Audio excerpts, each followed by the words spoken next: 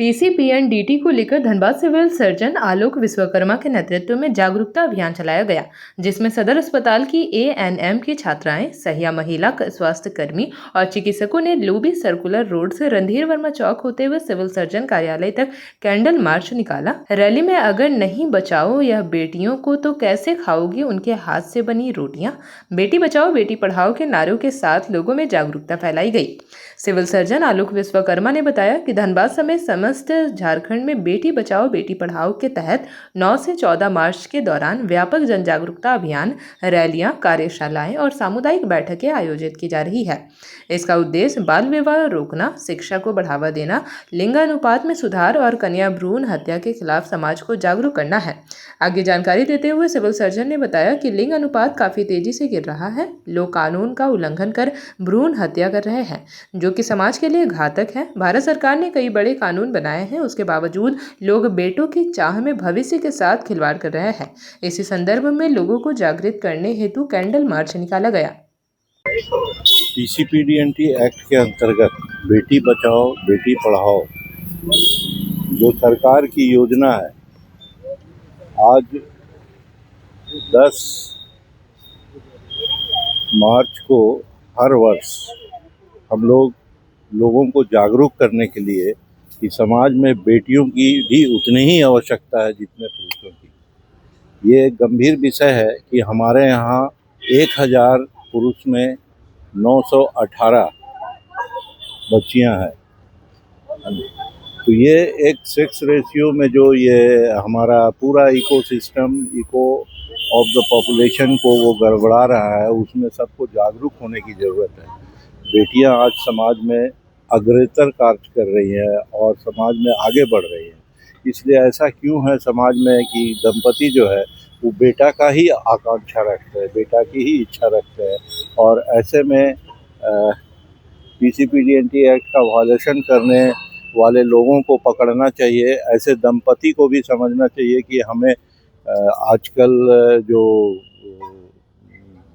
गर्भपात किया जाता है, जो ये पता चल जाने के बाद कि लड़की है, ये चीज़ नहीं होना चाहिए। बेटी भी आज हमारे लिए उतनी है, हम लोगों की भी बेटियां हैं, हमारी तो 2 बेटी ही है।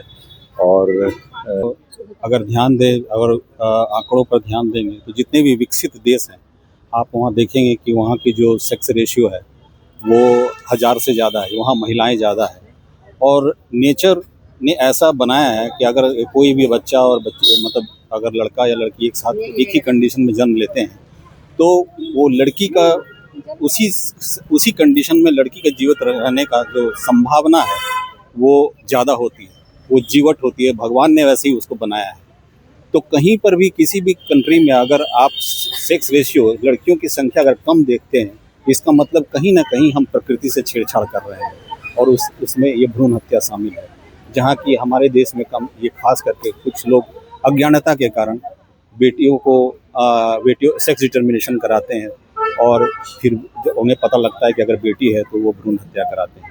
इसी को अंकुश लगाने के लिए पीसीपीएनडीटी एक्ट लाया गया और पीसीपीएनडीटी एक्ट के माध्यम से ये इस पे बैन लगाया गया है कि सेक्स डिटर्मिनेशन नहीं कराना है। और सेक्स डिटर्मिनेशन जो भी करते हैं या और करवाते हैं वो दोनों सरकार के नियमों के अनुसार कानूनन अपराध है और इस पे दंड भी सरकार ने निर्धारित किए हैं। क्या संदेश देना चाहेंगे सर? मैं आपके माध्यम से इस सेव द गर्ल चाइल्ड मुहिम जो 9 से 14 मार्च तक के बीच में चलाया जा रहा है, मैं धनबाद वासियों से बताइए, आज आप लोग रैली के माध्यम से लोगों को जागरूक कर रहे हैं, क्या महत्व है महिलाओं का समाज में? बेटी का क्या महत्व होता है? देखिए, बेटी का महत्व जो है कि बेटी ही जीवन का नींव है। बेटी के बिना कुछ भी नहीं है, आगे आपकी पीढ़ी नहीं बढ़ सकती है। और बेटी को शिक्षित करना बहुत ही ज़रूरी है, क्योंकि वो आपके घर की नींव है और वही आपके घर का संचालन करती है। वही अगर एजुकेटेड नहीं रहेगी तो आपके परिवार को कैसे वो संभालेंगी, कैसे वो सबको सुरक्षित रखेंगी। और हमारे जो डीएस सर है, सीएस सर है, बहुत ही अच्छे हैं। हम लोग को बहुत अच्छा मतलब शिक्षा देते हैं, समझाते हैं कि कैसे आगे पढ़ना है।